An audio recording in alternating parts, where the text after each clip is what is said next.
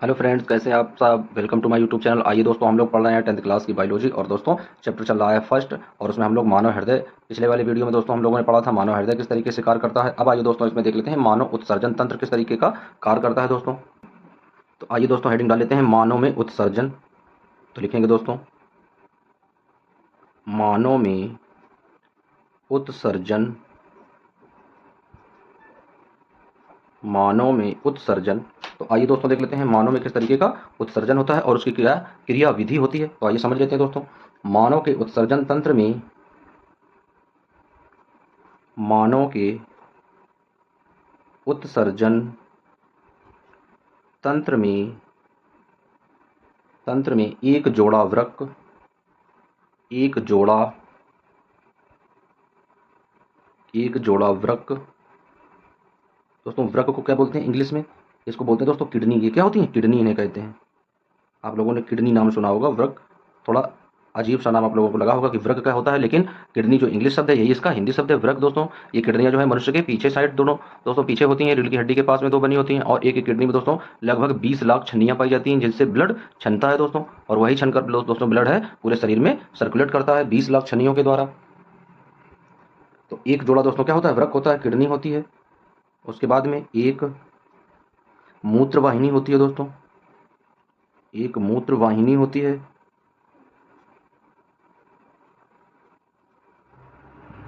एक मूत्र वाहिनी होती है दोस्तों जिससे हम लोग यूरिन को बाहर निकालते हैं शरीर के बाहर। एक भाग, एक भाग मूत्राशय तथा, एक भाग मूत्राशय तथा तथा मूत्र मार्ग होता है, मूत्र मार्ग होता है।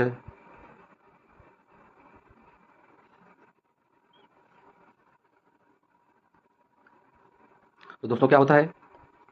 एक एक जोड़ा वृक्क या किडनी होती है दोस्तों, एक मूत्र वाहिनी होती है और एक भाग मूत्राशय होता है। तो जहाँ दोस्तों जहाँ पर यूरिन जो है वो एकत्रित रहता है शरीर के अंदर एक पार्ट में। और दोस्तों इसमें क्या होता है? एक मूत्र मार्ग होता है जिससे शरीर के बाहर नित्य क्रिया के द्वारा निकाला जाता है दोस्तों। इसमें यूरिन की मात्रा होती है और शरीर की सारी अशुद्धियां इसी मार्ग से बाहर होती हैं। शरीर से जो भी अशुद्धियां होती हैं दोस्तों, वृक्क उदर में, वृक्क उदर में, वृक्क उदर में रीढ़ की हड्डी के दोनों ओर, रीढ़ की हड्डी के दोनों ओर, रीढ़ की हड्डी के दोनों ओर, दोनों ओर स्थित होते हैं, दोनों ओर स्थित होते हैं। वृक्क में मूत्र, वृक्क में मूत्र बनने के बाद, बनने के बाद, वृक्क में मूत्र बनने के बाद मूत्र वाहिनी में, मूत्र वाहिनी में, मूत्र वाहिनी में दोस्तों, मूत्र वाहिनी मतलब नलिका होती है दोस्तों, मूत्र नलिका जिससे शरीर के बाहर ये निष्कासित किया जाता है। मूत्र वाहिनी में होता हुआ,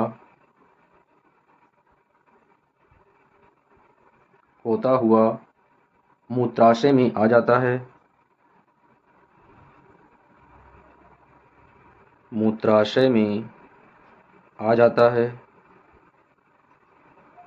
दोस्तों शरीर के अंदर जो एक पार्ट होता है जहाँ पर मूत्राशय होता है, तो दोस्तों ये उन वाहिनियों से होता हुआ उस मूत्राशय में एकत्रित हो जाता है, एकत्रित हो जाता है, मूत्राशय में आ जाता है। जहाँ, जहाँ पर यह एकत्रित रहता है, जहाँ पर यह दोस्तों क्या है? एकत्रित रहता है। और जैसे ही इंसान को महसूस होता है दोस्तों इन चीज़ों का, वह जाकर इसे नित्य क्रिया के द्वारा शरीर से बाहर निकाल देता है, एकत्रित रहता है। जब तक मूत्र मार्ग से यह, जब तक मूत्र मार्ग से यह निकल नहीं जाता है, निकल नहीं जाता है। तो दोस्तों ये होता है मानव में उत्सर्जन किस तरीके से दोस्तों होता है। अब आइए देख लेते हैं अगली जो हेडिंग है दोस्तों। अगली हेडिंग है मूत्र बनने का उद्देश्य, दोस्तों ये शरीर का और सर्कुलर सिस्टम का एक अहम हिस्सा है।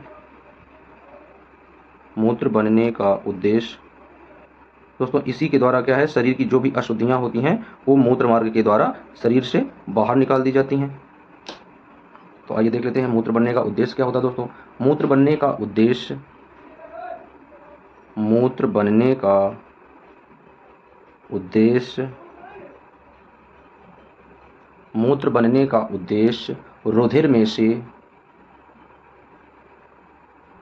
रुधिर में से, रुधिर में से वर्ज्य पदार्थ, वर्ज्य पदार्थ दोस्तों वर्ज्य पदार्थ क्या होते हैं, हानिकारक पदार्थ। कैसे होते हैं वर्ज्य पदार्थ का मतलब क्या होता है, हानिकारक पदार्थ, हानिकारक पदार्थ या इन्हीं को बोलते हैं अपशिष्ट पदार्थ, अपशिष्ट पदार्थ, पदार्थ पदार्थों को छानकर बाहर करना होता है। इन पदार्थों को, इन पदार्थों को छानकर, छानकर बाहर करना होता है, बाहर करना होता है। इन पदार्थों को दोस्तों क्या है, छानकर बाहर करना होता है। और यह कार्य कौन करता है दोस्तों, यह कार्य करते हैं वृक्क यानी मानव की किडनियां होती हैं दोस्तों, जो वो यही कार्य करती हैं। और दोस्तों जैसे ही किसी व्यक्ति की किडनी यदि खराब हो जाती है तो वो एक किडनी के द्वारा भी चल जाता है, या कोई किडनी डोनेट कर देता है तो वो किडनी, एक किडनी दोस्तों दो किडनियां होती हैं। यदि मनुष्य की एक किडनी खराब हो जाए तब भी वह अपनी जिंदगी एक किडनी के द्वारा आराम से व्यतीत कर सकता है। अब आइए दोस्तों देख लेते हैं इसका अगला पॉइंट क्या है। दोस्तों ये टॉपिक बहुत ही ज़्यादा इंपॉर्टेंट और इंटरेस्टिंग टॉपिक है। आइए देख लेते हैं अगला टॉपिक क्या है। दोस्तों अगला टॉपिक है वृक्क में मूत्र निर्माण की प्रक्रिया किस तरीके से होती है। तो अगला टॉपिक दोस्तों क्या है, वृक्क में, वृक्क में मूत्र निर्माण,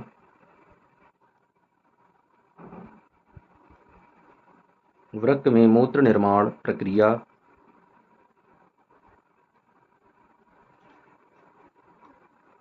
आइए दोस्तों देख लेते हैं वृक्क में मूत्र निर्माण की क्या क्या प्रक्रिया होती है, किस तरीके से ये चीज़ें बनती हैं दोस्तों। तो लिखेंगे दोस्तों वृक्क की संरचना क्या है, वृक्क की संरचना, संरचना व क्रियात्मक, संरचना व क्रियात्मक, संरचना व क्रियात्मक इकाई, इकाई वृक्काणु कहलाती है।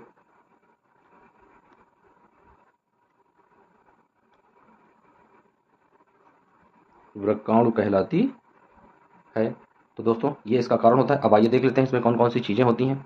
तो पहला दोस्तों पॉइंट क्या होता है, तो पहला पॉइंट होता है वृक्काणु के मुख्य भाग किस प्रकार के होते हैं। केशिका गुच्छ दोस्तों पहला क्या होता है, केशिका गुच्छ, केशिका गुच्छ।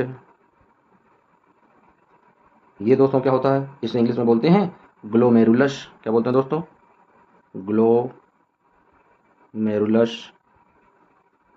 ग्लोमेरुलस बोलते हैं दोस्तों। यह क्या होती है, यह पतली भित्ति वाला, यह पतली भित्ति वाला, यह पतली भित्ति वाला रुधिर कोशिकाओं का गुच्छा होता है। पतली भित्ति वाला रुधिर, रुधिर कोशिकाओं का, कोशिकाओं का गुच्छा होता है। रुधिर कोशिकाओं का गुच्छा होता है। दोस्तों आप लोगों के स्क्रीन पर दिखाई दे रहा होगा कि किस तरीके से किडनी का नामांकित चित्र होता है दोस्तों। तो आप लोग देख रहे हैं किडनी दो तरह की होती हैं, एक लेफ्ट साइड है और एक राइट साइड है दोस्तों। और उसमें सारे पार्ट भी दिए गए हैं, आप लोग आसानी से देखकर समझ भी सकते हैं कौन सा पार्ट कहाँ पे दिया गया है दोस्तों। अब आइए दोस्तों देख लेते हैं इसके कौन कौन से पार्ट होते हैं। तो दोस्तों एक पार्ट होता है जिसे बोलते हैं बोमन संपुट। बोमन संपुट एक पार्ट होता है दोस्तों, उसे हम लोग बोमन संपुट के नाम से जानते हैं। बोमन संपुट होता है। दूसरा दोस्तों पार्ट होता है इसी में नलिकाकार भाग होता है दोस्तों, नलिकाकार भाग दोस्तों, ये नलिकाकार भाग होता है। तीसरा इसी में पॉइंट होता है संग्राहक वाहिनी होती है, संग्राहक वाहिनी होती है। तो दोस्तों इस तरीके से आप लोगों ने चित्र में देख लिया होगा किस तरीके से मानव वृक्क यानी किडनी का नामांकित चित्र बना होता है। अब आइए दोस्तों देख लेते हैं इनमें किस तरीके से क्रिया विधि होती है इसकी। दोस्तों बहुत ही ज़्यादा इंपॉर्टेंट है, कई बार ये क्वेश्चन एग्जाम में आ चुका है दोस्तों। तो आइए देख लेते हैं पहली जो इसकी डिफिनेशन होगी। पहला जो इसका पार्ट होगा दोस्तों वो क्या होगा दोस्तों, कोशिका गुच्छ या उसे निस्पंदन बोलते हैं। क्या लिखेंगे दोस्तों, केशिका गुच्छ, केशिका गुच्छ या निस्पंदन, केशिका गुच्छ या निस्पंदन। तो अब आइए दोस्तों देख लेते हैं ये डेफिनेशन किस तरीके से होगी केशिका गुच्छ निस्पंदन की। इसमें क्या क्या होता है, जब वृक्क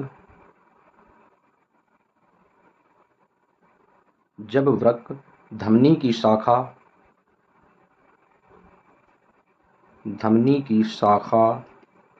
जब वृक्क धमनी की शाखा वृक्काणु में प्रवेश करती है, वृक्काणु में प्रवेश करती है, धमनी की शाखा वृक्काणु में प्रवेश करती है, तब जल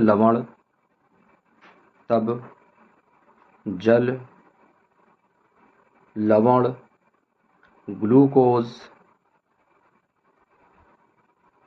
ग्लूकोज एमिनो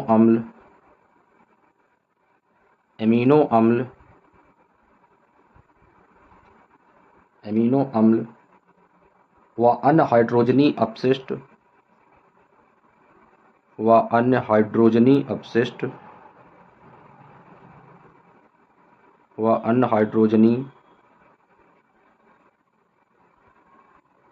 अपशिष्ट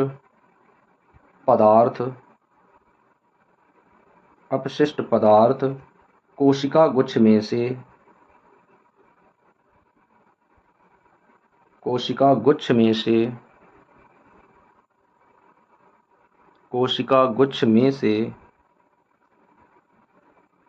से छन कर बोमन संपुट में आ जाते हैं, बोमन संपुट में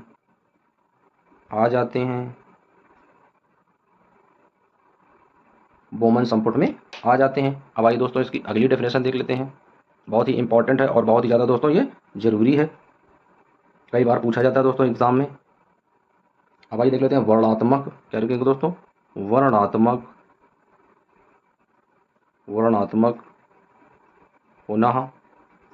तो आइए दोस्तों देख लेते हैं वर्णात्मक पुनः में क्या है,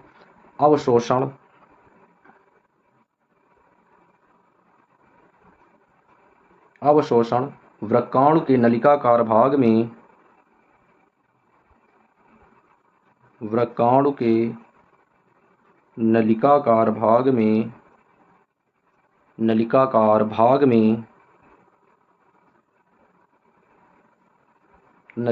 भाग में शरीर के लिए उपयोगी पदार्थ,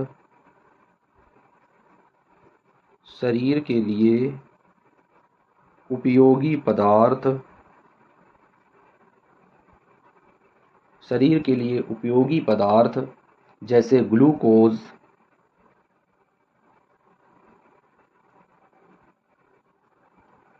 ग्लूकोज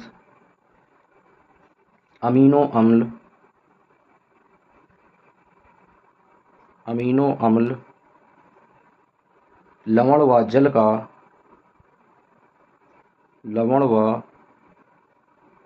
का पुनः अवशोषण होता है।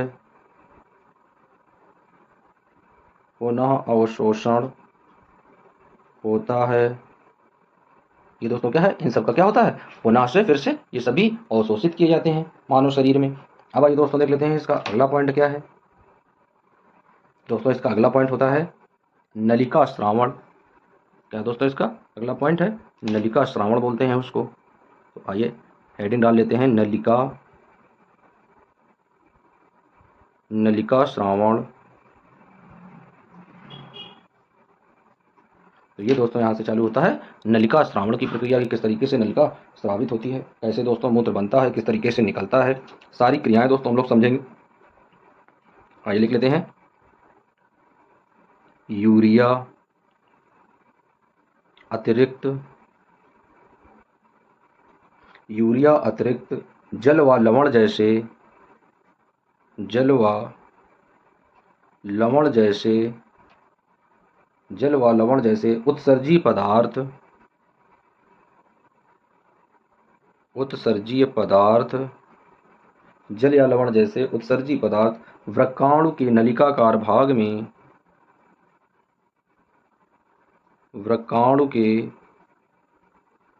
नलिकाकार भाग में वृक्काणु के नलिकाकार भाग में अंतिम सिरे में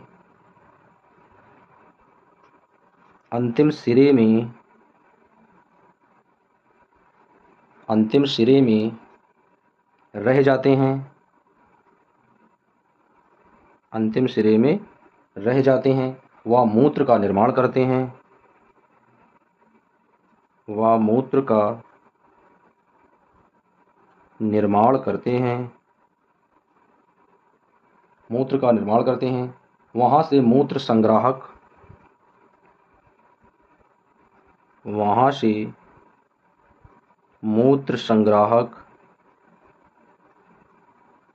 मूत्र संग्राहक वाहिनी व मूत्रवाहिनी से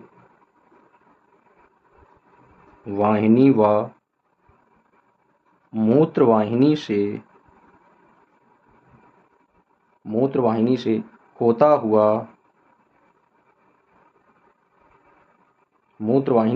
हुआ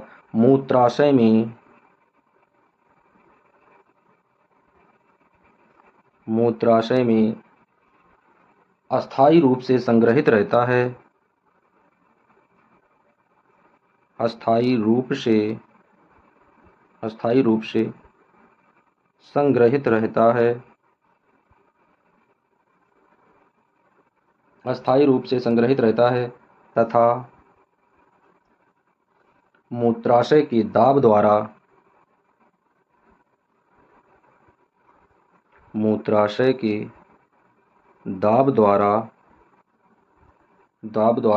मूत्र मार्ग से बाहर निकलता है। मूत्र मार्ग से बाहर निकलता है। दोस्तों क्या होता है, जब यह मूत्र संग्राहक वाहिनी द्वारा या मूत्र वाहिनी से होता हुआ मूत्राशय में अस्थायी रूप से संग्रहित हो जाता है यानी एकत्रित हो जाता है, तब दोस्तों क्या होता है, मूत्राशय में एक दाब पड़ता है यानी दबाव होता है, और उस दबाव को जब हम लोग फील करते हैं, महसूस करते हैं, तो उसको दोस्तों नित्य क्रिया के द्वारा शरीर से बाहर निकाल देते हैं। तो दोस्तों ये जो क्रिया है पूरी, ये मनुष्य के उत्सर्जन तंत्र को दर्शाती है। अब आइए दोस्तों देख लेते हैं इसका अंतिम पार्ट क्या है। ये बहुत ज़्यादा इंपॉर्टेंट है दोस्तों, यानी इसे क्या बोलते हैं, कृत्रिम वृक्क बोलते हैं। जैसे एक कृत्रिम वृक्क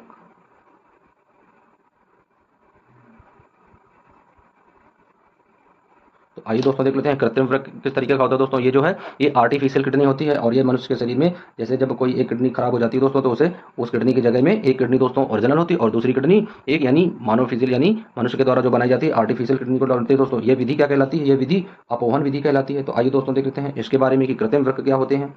यह एक ऐसी युक्ति है यह एक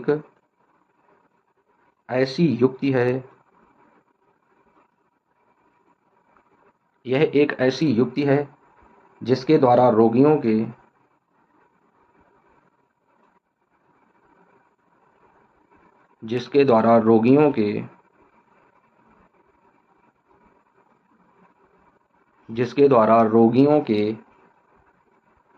रुधिर में से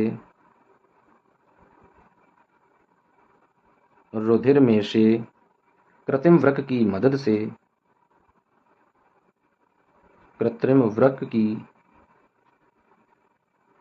की मदद से या सहायता से नाइट्रोजन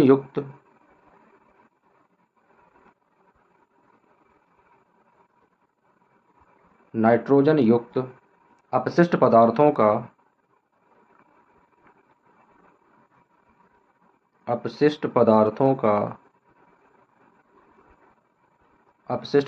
का निष्कासन किया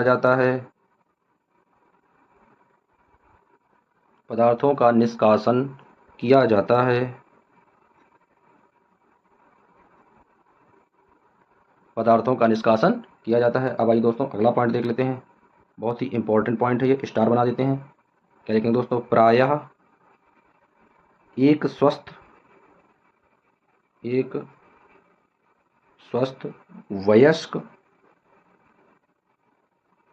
वयस्क दोस्तों क्या होता है? जो लोग 80+ एज के होते हैं उनको बोलते हैं वयस्क। क्या दोस्तों बोलते हैं? जो लोग 18+ वर्ष के होते हैं, यानी 18 वर्ष से जो अधिक आयु के लोग हैं उन्हें वयस्क बोला जाता है। तो प्रायः एक स्वस्थ वयस्क प्रतिदिन 180 लीटर 180 लीटर निस्पंदन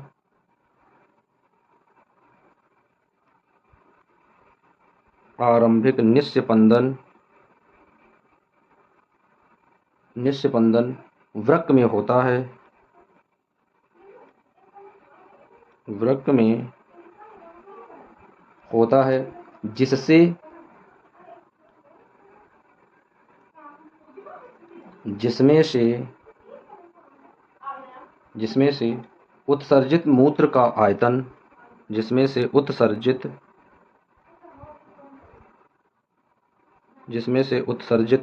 मूत्र का आयतन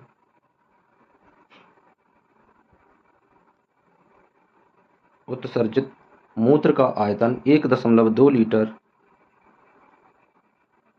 1.2 लीटर होता है।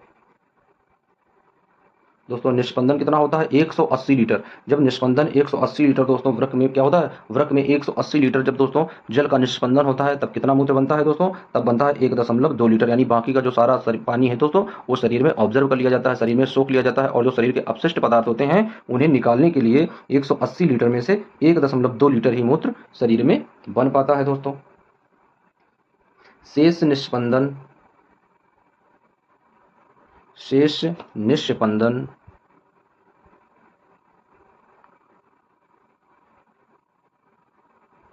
शेष निष्पंदन वृक्क नलिकाओं में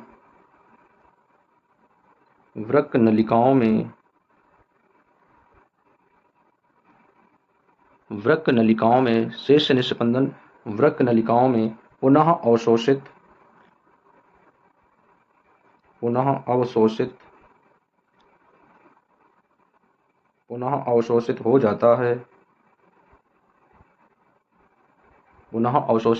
हो जाता है, तो दोस्तों ये जो क्रिया थी, ये क्रिया क्या थी? मानव में मूत्र निर्माण, यानी मानव का जो उत्सर्जन तंत्र होता है वह किस तरीके से दोस्तों कार्य करता है। तो इस तरीके से दोस्तों हम लोगों ने सीख लिया कि मानव उत्सर्जन तंत्र किस तरीके का दोस्तों होता है और किस तरीके से उसकी क्रिया विधि होती है। अब आइए दोस्तों देख लेते हैं इस चैप्टर, यानी इस चैप्टर का सबसे लास्ट टॉपिक। अब आइए दोस्तों हेडिंग डाल लेते हैं इस टॉपिक की, इस चैप्टर की सबसे लास्ट टॉपिक है दोस्तों। अभी तक हम लोगों ने पढ़ा था कि मानव में यानी मनुष्य में किस तरीके का उत्सर्जन पाया जाता है। अब आइए देख लेते हैं पादप यानी कि पौधों में किस तरीके से उत्सर्जन होता है। दोस्तों मनुष्य के बारे में तो हम लोग जानते हैं किस तरीके से उत्सर्जन होता है, और अब आइए देख लेते हैं पादप में यानी कि पौधों में। तो हेडिंग डालेंगे दोस्तों पादप में उत्सर्जन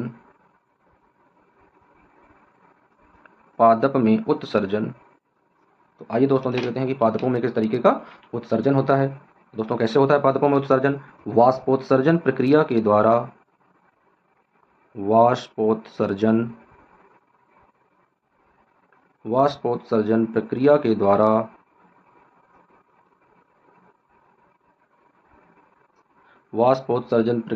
द्वारा पादप अतिरिक्त जल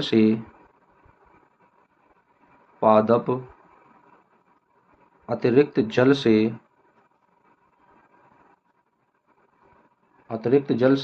छुटकारा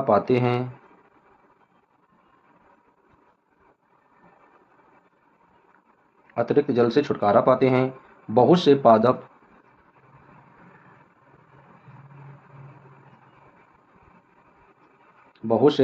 अपशिष्ट पदार्थ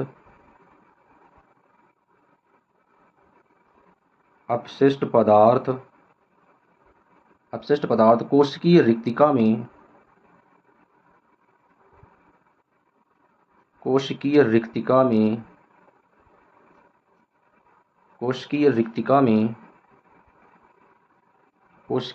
में संचित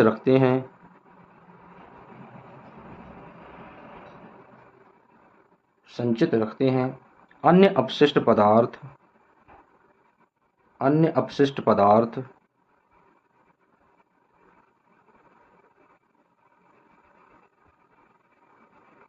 अन्य अपशिष्ट पदार्थ उत्पाद रेजिन तथा गोंद के रूप में, रेजिन तथा गोंद के रूप में, गोंद के रूप में पुराने जाइलम में संचित रहते हैं, पुराने जाइलम में, पुराने जाइलम में संचित रहते हैं, पुराने जाइलम में संचित रहते हैं। पादप कुछ पादप कुछ पादप कुछ अपशिष्ट पदार्थों को, कुछ अपशिष्ट पदार्थों को, पादप कुछ अपशिष्ट पदार्थों को अपने आसपास,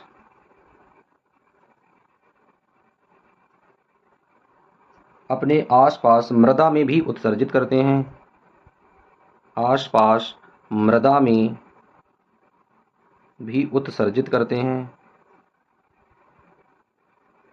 मृदा में भी उत्सर्जित करते हैं।